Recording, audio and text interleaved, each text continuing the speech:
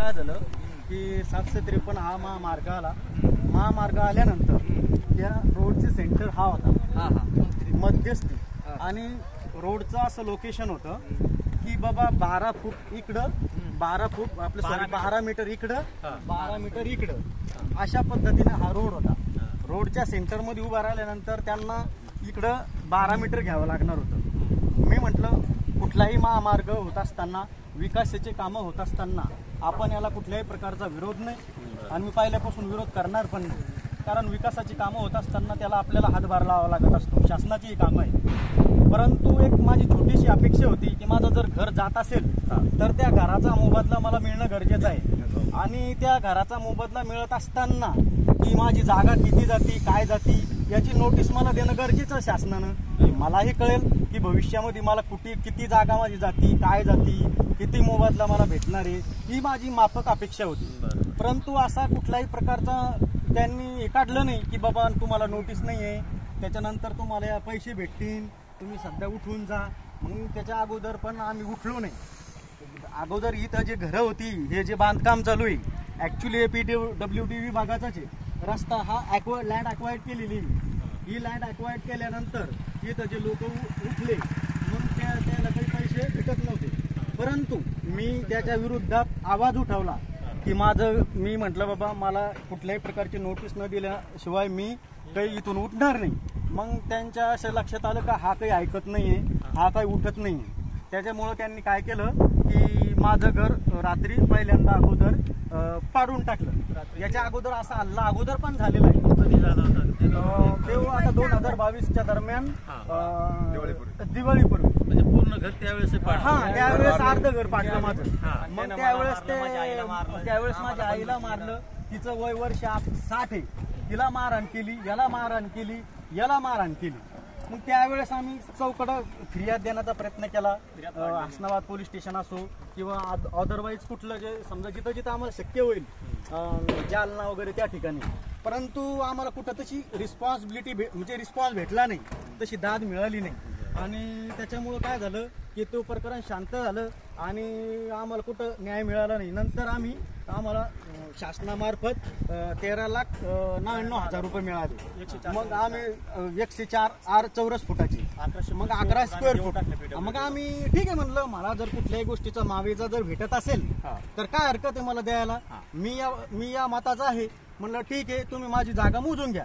आता इथून जर सेंटरला उभं राहिले तुम्ही तर 12 फूट तिथपर्यंत जाऊ शकतो आपण. बघा आता इथून जर मोडलं तर ज्या सांगळे मॅडम आहे इंजिनियर एक्झिक्युटिव्ह, या आल्यानंतर त्यांनी मला मान केलं इथपर्यंत, गजानन तुझं हे जागा वगैरे इथपर्यंत. म्हटलं ठीक आहे, इथं रेषा वगैरे मारले, मार्क करून घेतलं त्यांच्याकडून.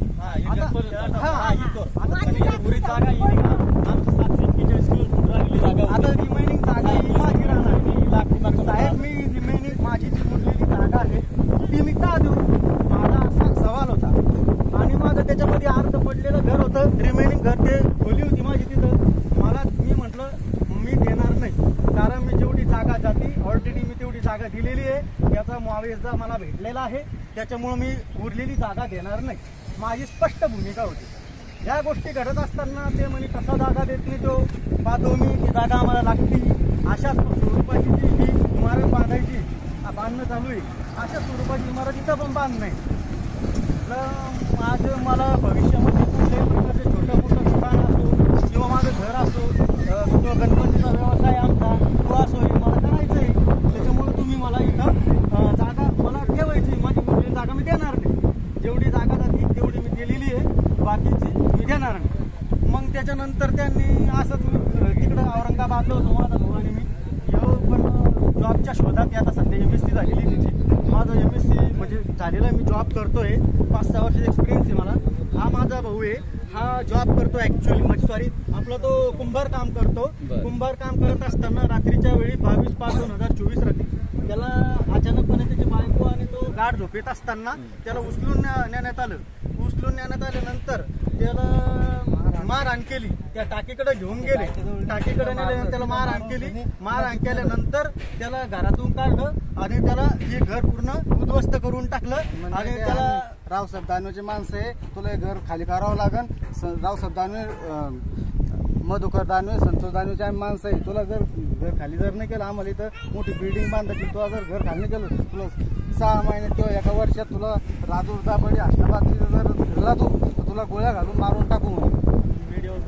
मीडियावर जर गेला तर तू तो तंगड काढून घेऊ आणि काही करून टाकू म्हणतो. बरं, की अंदाजे किती लोक असावेत हे करणारे? 8 ते 9 जण होते. बरं, त्यांच्यात कोणी तुम्ही ओळखता?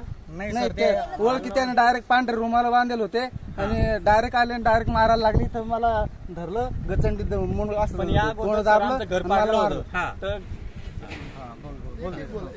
त्यानं मग इथं असं तोंड दाबलं, इथं आणलं, इथं माझ्या छातीत लात मारली, एकानं दांडा मारला, एकाजवळ चाकू होता एवढा आणि एकाजवळ पिस्तूल होती, पिस्तूल लावली.